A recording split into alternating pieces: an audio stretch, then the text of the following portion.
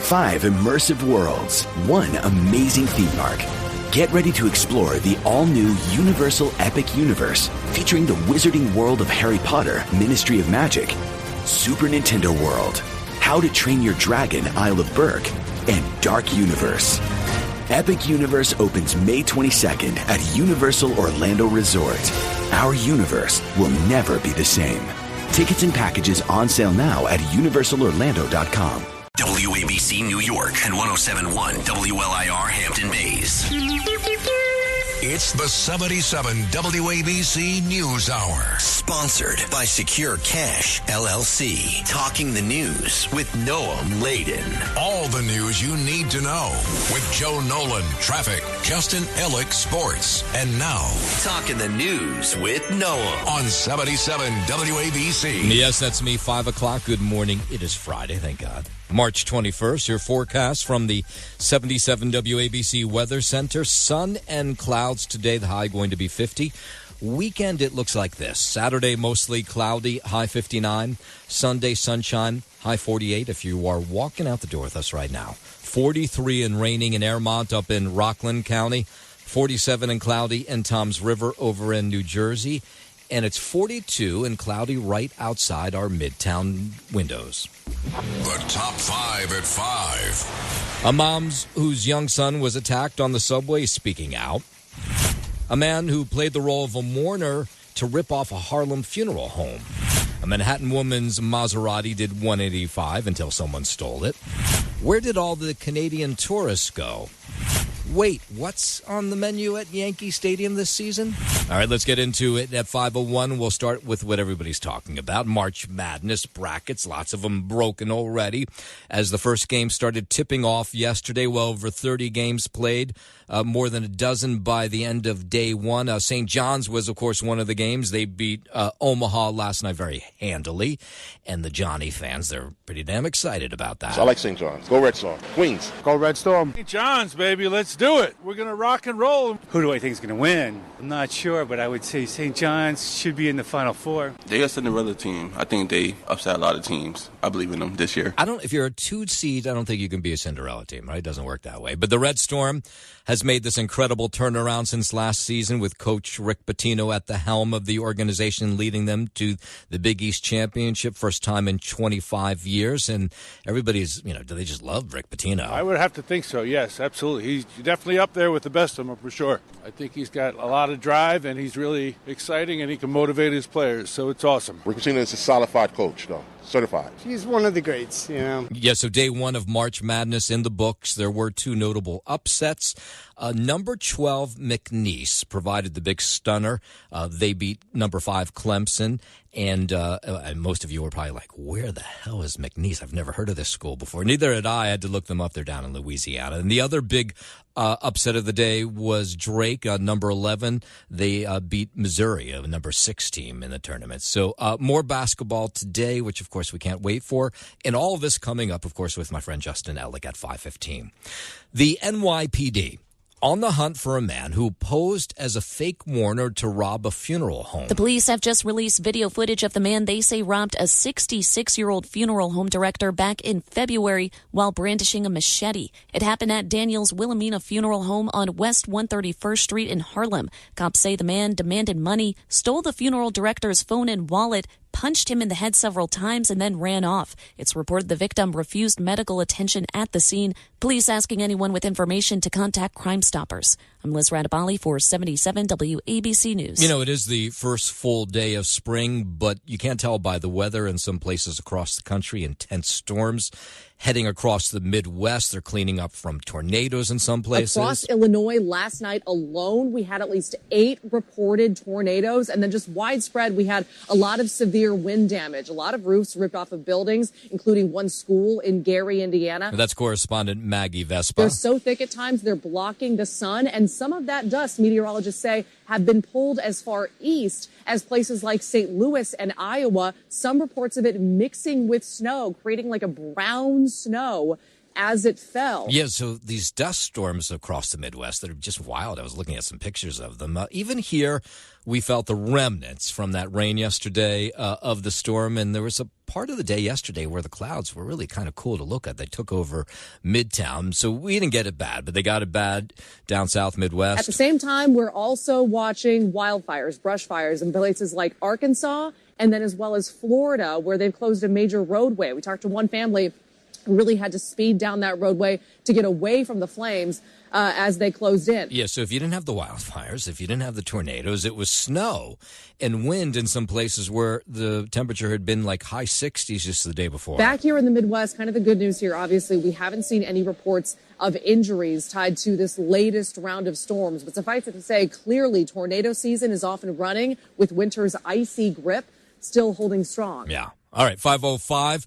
Down to Washington, the NTSB says Maryland transportation authorities did not perform a proper risk assessment of the Baltimore Key Bridge before it collapsed. 6 construction workers, of course, died nearly a year ago when a cargo ship hit one of the bridge's pillars. The Maryland Transportation Authority never ran the calculation on the Key Bridge. NTSB Chairwoman Jennifer Homendy recommending that 68 bridges across 19 states be evaluated. The list includes California's Golden Gate Bridge and the Coronado Bridges, plus New York City's Brooklyn, Verrazano, and George Washington bridges. Now, the people who run all 3 of those bridges responded to that yesterday, saying that those bridges are safe and they can't imagine an accident like it took place at the Key Bridge could happen in New York. Had they done that, the collapse could have been prevented. Yeah, so Homendy says now it's time to check all these bridges across the country. What we are telling bridge owners is that they need to know the risk and determine what actions they need to take to ensure safety. Yeah, so even the people who are running the Verrazano Bridge saying that they have these sort of cement pillars around the things that are holding up the bridge that would prevent a boat from being able to knock it over. Well, let's hope nobody tries to do that. Meanwhile, Canadian investigators say the Delta regional jet that crash landed in Toronto last month, they say now it's just a matter that it came down too fast. 21 people were injured when the plane flipped over and passengers were left hanging upside down in their seats. A preliminary report from the Transportation Board of Canada says an alert sounded 3 seconds before impact, indicating a high rate of descent. The landing gear collapsed when it touched the ground. The report did not say what caused the crash. I'm Mark Mayfield. WABC News Time 519, a story we've been following overnight. Britain's Heathrow Airport closed all day today after a fire at a nearby electrical substation. It knocked out its power, disrupting flights for hundreds of thousands of passengers at what's Europe's busiest travel hub. About 1,300 flights to and from Heathrow were affected. Flight tracking service Flight Radar showing us some of these flights that were disrupted. 120 flights in the air when the closure was announced. So these were people who were hoping to land, of course, at Heathrow and were diverted to Gatwick, which is right outside London. Others were sent to Charles de Gaulle in Paris or Ireland's Shannon Airport.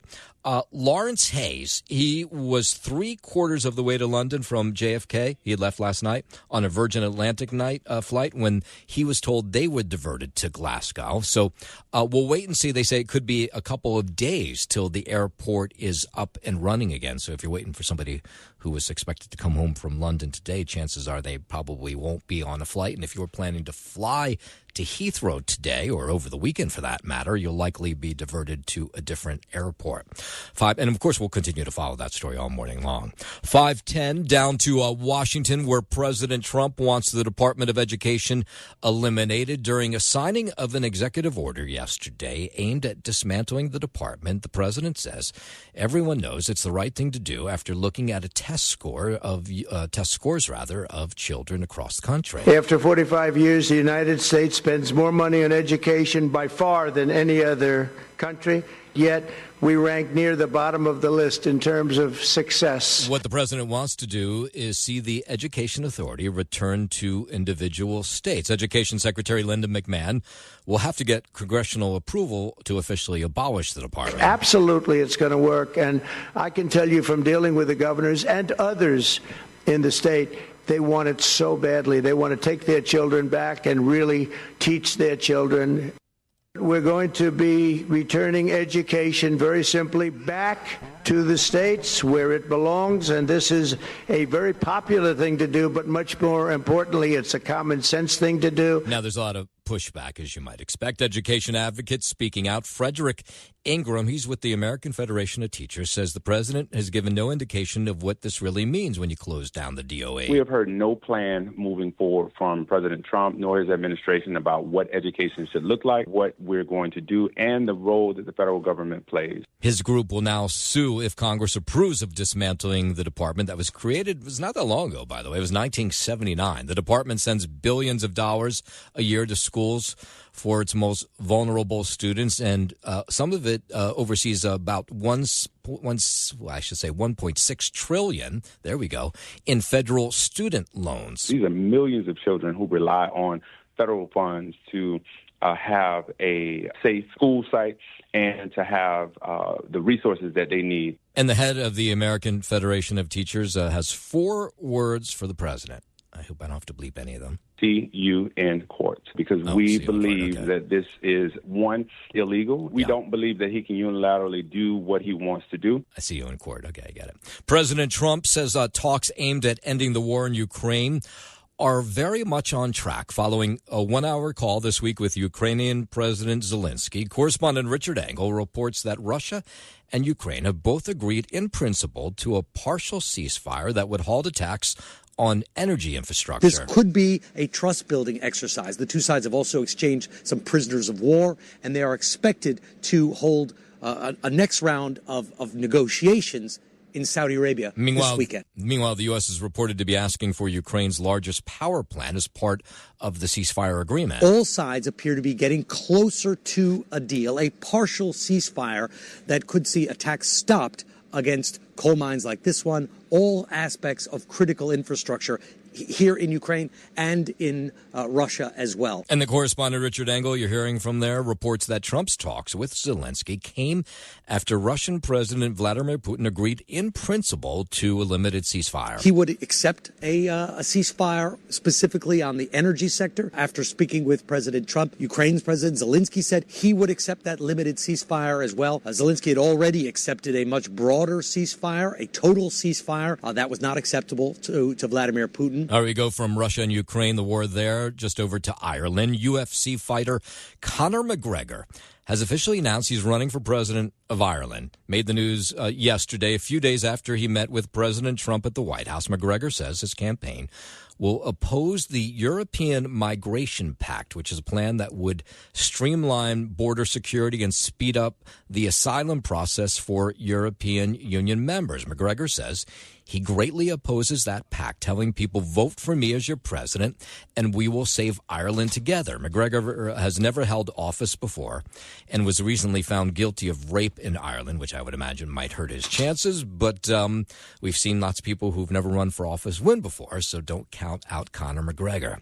Back home, a federal judge criticizing the Justice Department's response to his request for more information about deportation flights. It's the latest update in the legal back and forth between the judge and the White House as President Trump attempts to deport Venezuelan migrants under the rarely used Alien Enemies Act. The DOJ had until noon Thursday to answer questions about the flights, but the judge says their response was woefully insufficient and claimed the government has again evaded its obligations to provide the necessary information. I'm Brian Shook. All right, in a moment, we're going to hear about more Tesla cars and dealerships being attacked. We'll get into that story in just a second. But first, 5:15, let's head over to the 77 WABC Sports Desk. Happy Friday. Good morning, Justin Elliott. Happy Friday. Good morning to you, Noam Layden. It was a busy day yesterday on the collegiate hardwood, of course. Round 1, round of 64 action in the men's college basketball tournament. We will start here in Providence. Rick Pitino coached St. John's past Omaha 83-53 and into a second-round matchup with John Calipari. His longtime nemesis, R.J. Lewis Jr., had 22 points and 8 rebounds for the second-seeded Red Storm, who recovered from a cold shooting start to pull away early in the second half. That earned them a matchup against number 10 seed Arkansas on Saturday, with the winner earning a trip to the Sweet 16. Pitino and Calipari developed an unfriendly rivalry in the 2010s when Calipari was at Kentucky and Pitino was an hour away in Louisville. With the St. John's victory over Arkansas, Pitino would earn his 14th trip to the Sweet 16. The two have met 4 times in the NCAA tournament. When Pitino was at Kentucky, he twice beat Calipari's UMass teams, and when Calipari was at Kentucky and Pitino was at Louisville, Calipari won both times. Other round 1 action here, the final between 9 seed Creighton, 8 seed Louisville, saw Creighton best Louisville 89-75. Louisville now moves on to play 1 seed Auburn in the second round, following Auburn's 83-63 win over 16 seed Alabama State yesterday. 1 seed Houston beats SIU Edwardsville, the 16 seed in the Midwest region, 78-40. Houston now moves on to play 8 seed Gonzaga in the second round, following Gonzaga's 89-68 win over 9 seed Georgia yesterday. Couple of upsets from yesterday's round 1 action.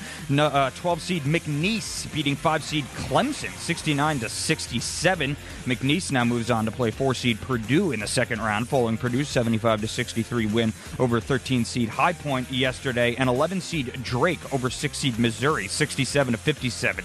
In the West region, Drake moves on to play 3 seed Texas Tech in the second round, following Texas Tech's 82-72 win over UNC Wilmington yesterday. And a few notables looking forward to today's action. Kicking us off at 12:15 will be 9 seed Baylor against 8 seed Mississippi State in the East region, before 2:50 p.m. sees Mount St. Mary's against 1 seed Duke. And 1 seed Florida will be in action tonight at 6:50 p.m. against 16 seed Norfolk State. That's your sports gnome, or more so a NCAA men's basketball tournament recap, if you will. Yeah, that's all anybody cares about. Exactly, so. Right. And I'm Justin Ellick on 77 WABC. Hey, business owners, make your cash secure again with Secure Cash LLC. Transporting your business's cash safely in armored trucks. SecureCashLLC.com.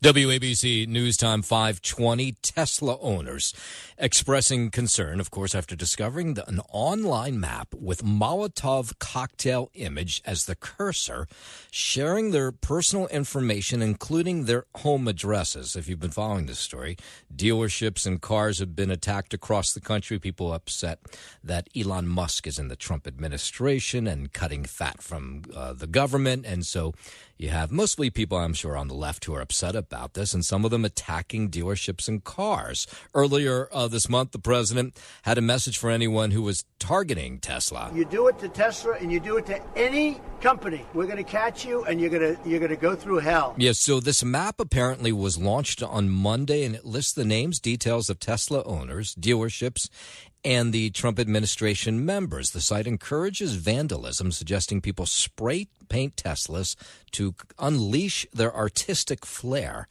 Musk, of course, condemning this all on his website X.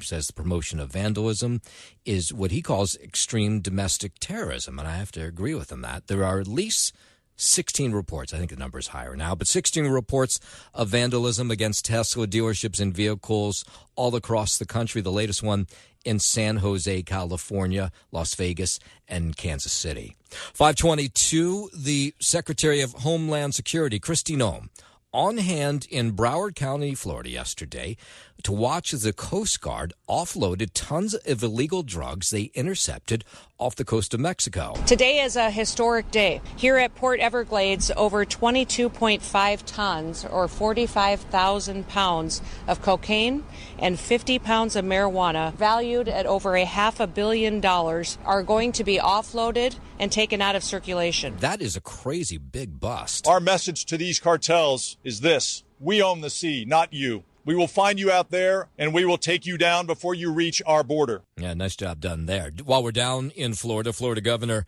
Ron DeSantis holding an immigration roundtable with border czar Tom Homan yesterday. Homan says in 4 months there's been a 96% decline in border crossings. I'm happy. I'm not satisfied.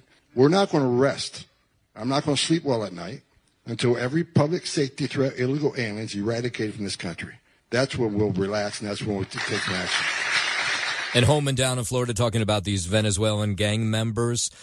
He's upset, of course, that some federal judges are getting in the way of deporting some of these people. I think that they've not shown any inclination to do what Chad is saying needs to be done. And what will happen is you will absolutely see all that go up in smoke if a new president comes in 29 that doesn't agree with these policies. It'll happen like that. 523, Department of Justice removing disability guideline now for U.S. businesses. In a press release Wednesday, the DOJ said it was rescinding 11 guidelines for businesses to comply with the Americans with Disabilities Act.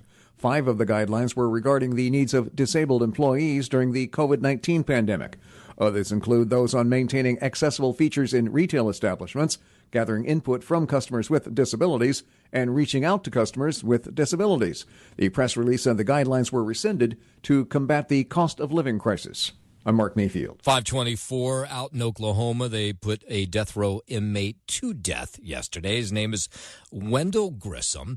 Before they put him to death, he apologized for his crimes. One of the victim's families who was watching on says they were not impressed with the apology. It was sincere, but it's too late. It took him a total of 13 minutes to die, and it took him a total of 2 minutes to kill my best friend. Yeah, so her best friend killed Amber Matthews during a violent home invasion back in November of 2005. That's how many years he sat on death row till they finally put him to death. And this friend of Amber's says she's happy he's no longer on Earth. I don't think justice is ever fully served because Amber's not ever going to be here again. She says this murder, and so violent in nature, really has controlled her life over the last 20 years. I was always scared. If someone knocked on the door, I would call 911. I hated dropping my kids off at school because I didn't know if there was going to be a shooting. I'd go to Walmart and a guy would walk in with a backpack and I thought I was going to be another shooting. I lived in constant fear. Yeah, so she says Wendell's death, this isn't always the case, obviously, but she says Wendell's death is giving her a little peace. You know, the victims are often pushed to the side, and you guys really need to remember her because she was unbelievable. She saved my kids. Yeah. 525. The Iowa man believed to be the last person to see that missing American student in the Dominican Republic is back in the U.S. Correspondent Jesse Kirsch reports 22-year-old Joshua Reeby left the Dominican Republic on a flight. Our team saw Reeby and the man believed to be Reeby's father walking into the airport in the Dominican capital of Santo Domingo yesterday. At times they were wearing baseball caps, face masks. Reeby even at times wearing sunglasses. The college student had his passport, cell phone taken away by Dominican officials while he was being interviewed as a witness in the disappearance of Sudakisha Konaki. Konaki's parents say they've come to terms with the possibility that she drowned. His departure from this country comes after he testified that he'd been detained for over a week while investigators repeatedly questioned him in connection with the disappearance of University of Pittsburgh student Sudakisha Konaki. Remember, Reeby was never called a suspect. Now, they have not found her body, and this correspondent reports that court proceedings involving Reeby aren't necessarily over. The judge here in the Dominican Republic did set another hearing in his case for March 28th. But at this point,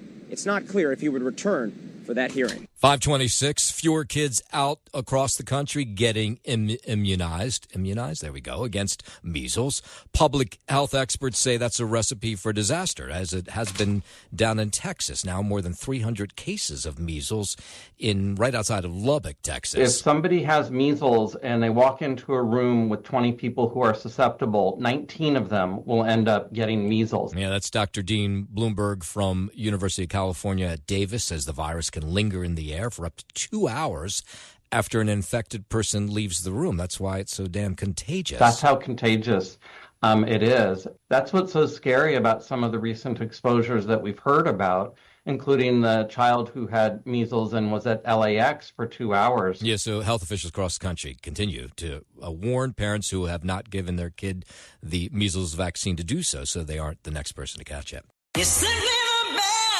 You're listening to the #1 Nielsen-rated The News Hour with Noam Laden. Thank you for listening. 77 WABC.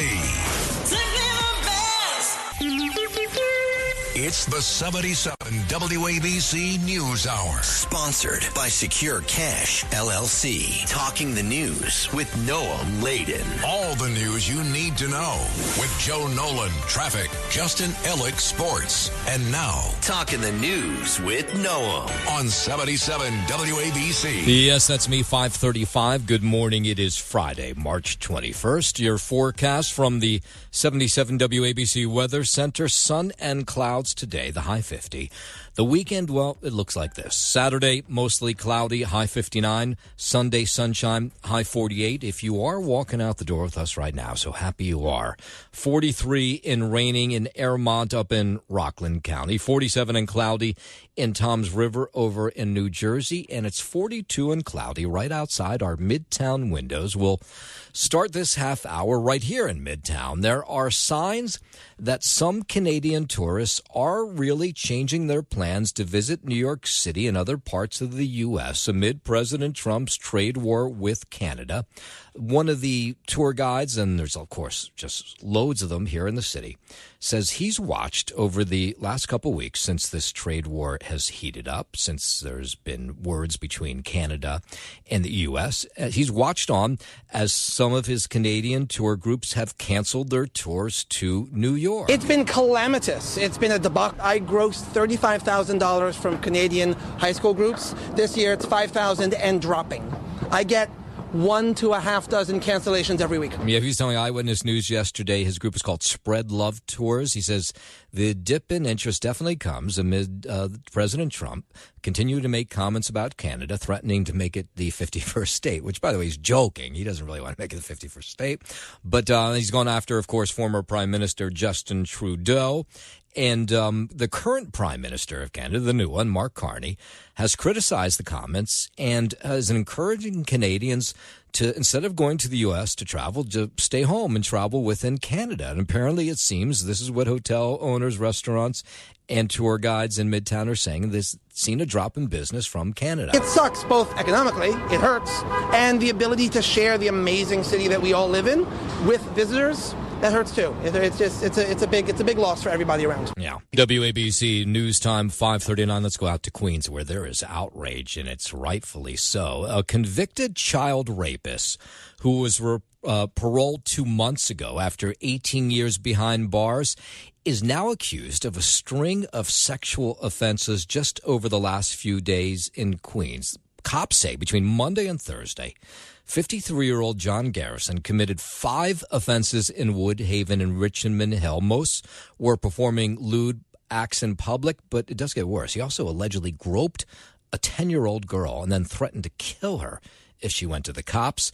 He now faces charges ranging from sex abuse to public lewdness, probably a guy who should have never been let out of prison.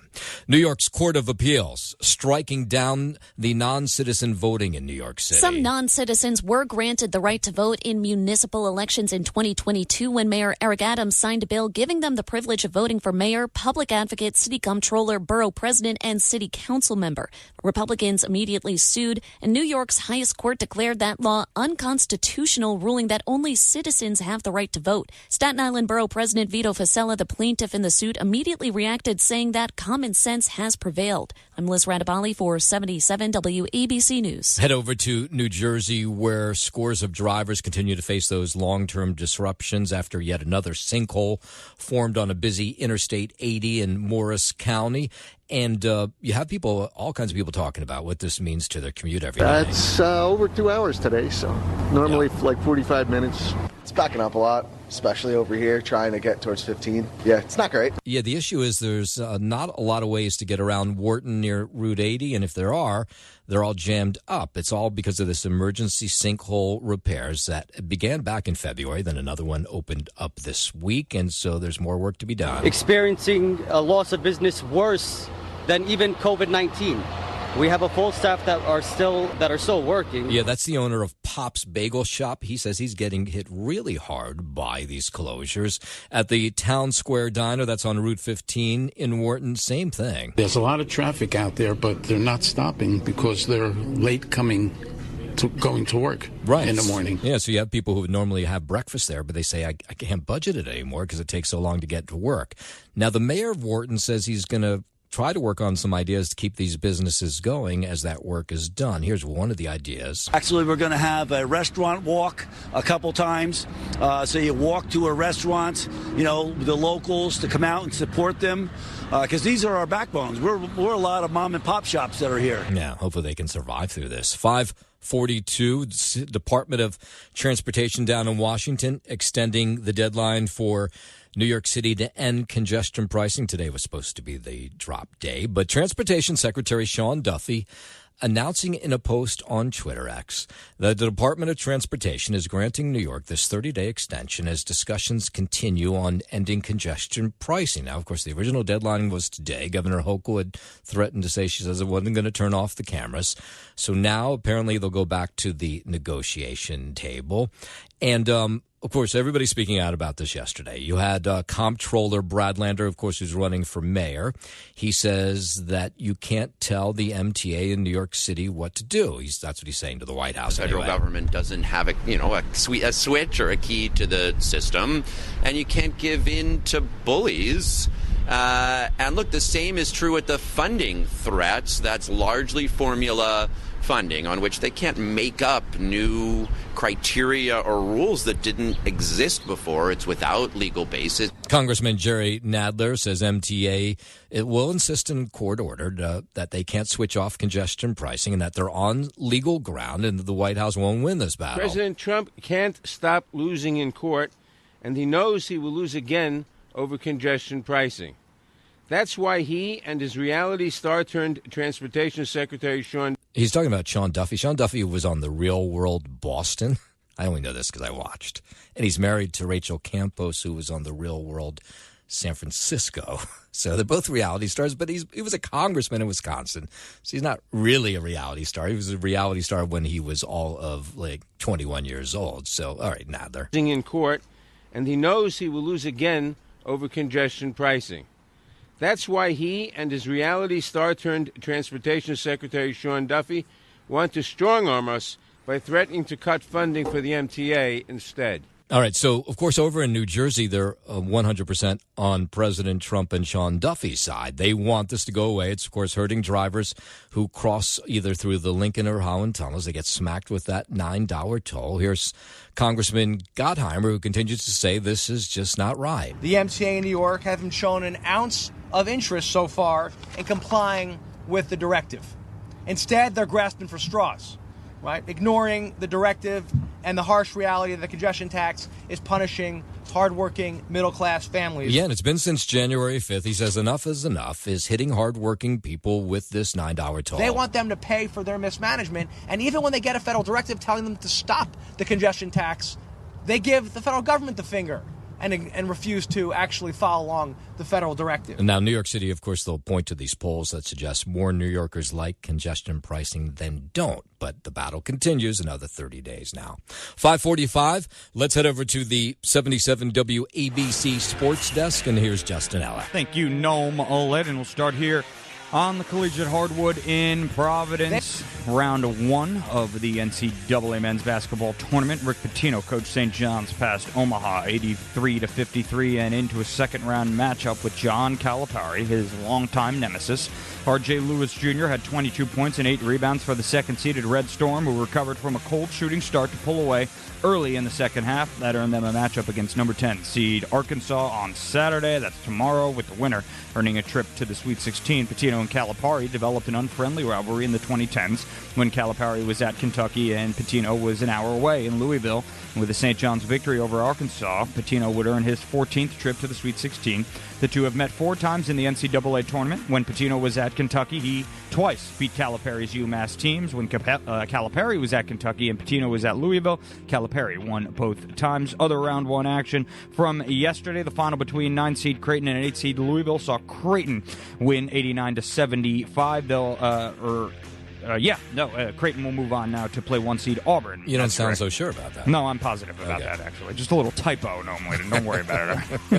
A lot of games, you get I'm always there to support you. Get mumble-jumbled with these scores. I mean, navigating through these scores this morning not easy. was a lot. Sorry. Picking out the games worth covering here. I'm going to turn off my microphone. I only have an allotted amount of time. So Creighton moves on. They'll play 1 seed Auburn in the second round, following Auburn's 83-63 win over 16 seed Alabama State yesterday. 1 seed Houston, they took care of 16 seed SIU Edwardsville in the Midwest region, 78-40. The final there. Houston moves on to play 8 seed Gonzaga in the second round, following Gonzaga's 89-68 win over 9 seed Georgia yesterday. And a couple of upsets to get to from yesterday's day 1 in the tourney. 12 seed McNeese besting 5 seed Clemson 69-67 in the Midwest region. McNeese now moves on to play 4 seed Purdue in the second round, following Purdue's 75-63 win over 13 seed High Point yesterday. And the final between 11 seed Drake and 6 seed Missouri sees Drake come out on top 67-57. Drake wasn't playing Kendrick Lamar in that matchup. That would have been a good game. Yeah.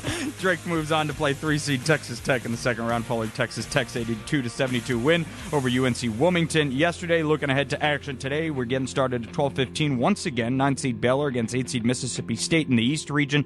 2:50 p.m. you get a 1 seed in Duke going against 16 seed Mount St. Mary's and then before 6:50 p.m. tonight you have 1 seed Florida in the West region going against 16 seed Norfolk State. All coming up today, as well as the rest of the field gnome later. That's your sports and your NCAA men's college tournament recap. And I'm Justin Ellick on 77 WABC. WABC News Time 5:50. Let's go up to the Bronx. A construction worker fell off a building yesterday afternoon. That was the Bronx Writing Academy.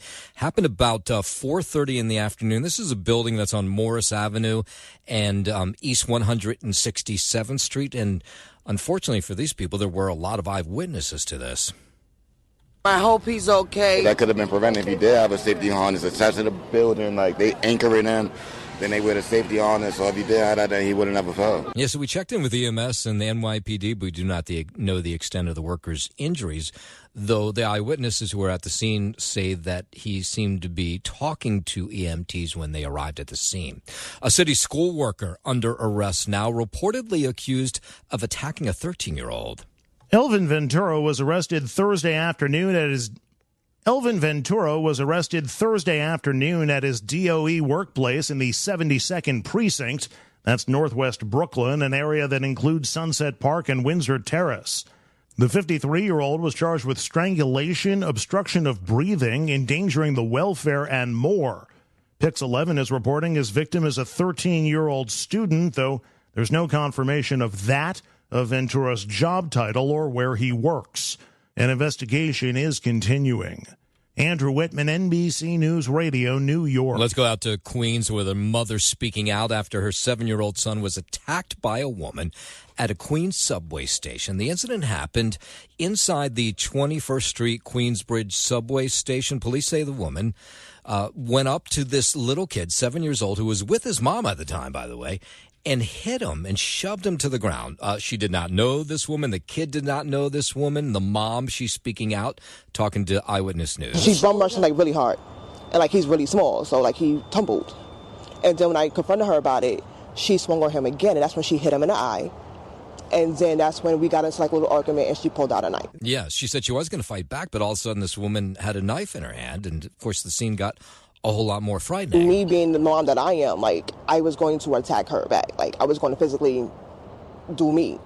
But, me seeing my 7-year-old crying, it was and then, he grabbed me because I was going towards her when she pulled out the knife. Of course, the odd part of this is a woman attacking a child. I mean, I can't remember the last time we've had a story like this. The child, thank God, is okay. The mother, who you're hearing from, talking to Eyewitness News, she does not want to be identified because she's worried there might be some form of retaliation because they have not found this creep, in the case of this woman, yet. We're going to post a picture of her at WABCRadio.com. He hasn't been on the train since.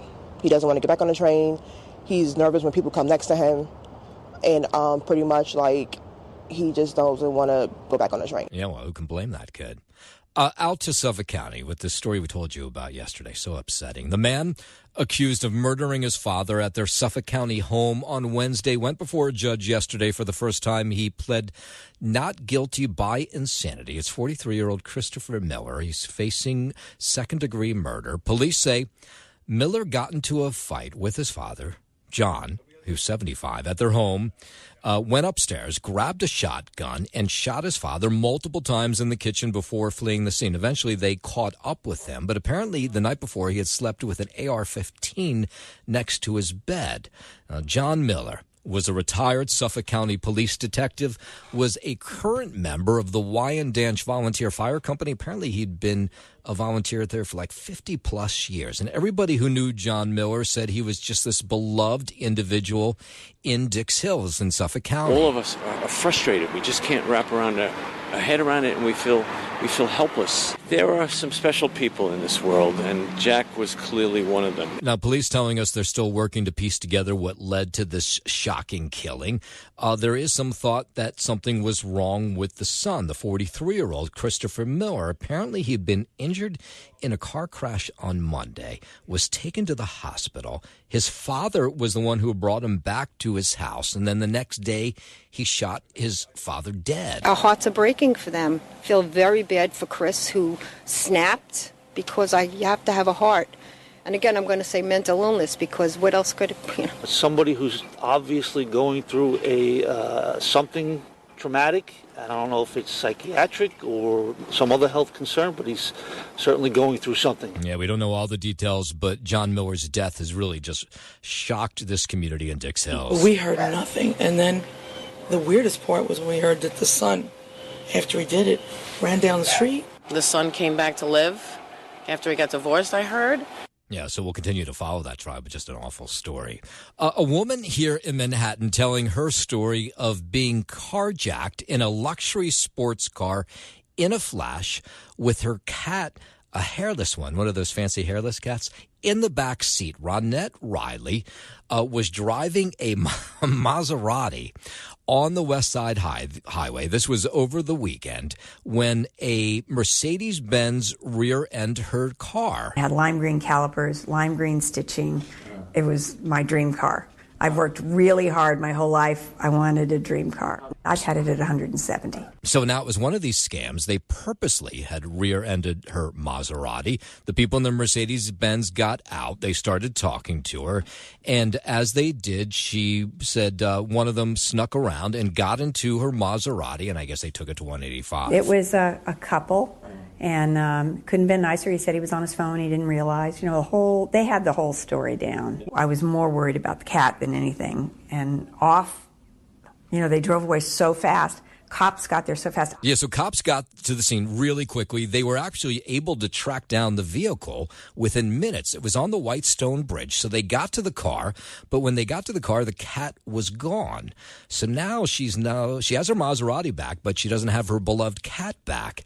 So she posts on social media, "Hey, has anybody seen this cat?" And sure enough, a bodega in Inwood, a restaurant and a bodega, said all of a sudden this cat showed up there and they didn't know what to do with it. I was dressed. The cat have like a t-shirt with striped t-shirt, and was a hairless cat with two different color eyes. So was a very weird cat. Yeah, so he said, okay, someone owns this cat. This is not a feral cat. So he did what the woman did, the Maserati woman did, and put it up on social media. And then sure enough, yeah, they matched each other, and she's got her cat back. I go outside to ask the people, like, you don't see nobody with a hairless cat, with a t-shirt? Right. And the people start looking at me like, what you talking about? Like, right. A hairless cat with a t-shirt on? Man. And I said, no, this is not going to work, man. We need to post in social media. Yeah, so he put it up on Facebook, and the two were able to match, and the woman's got her cat back and her Maserati.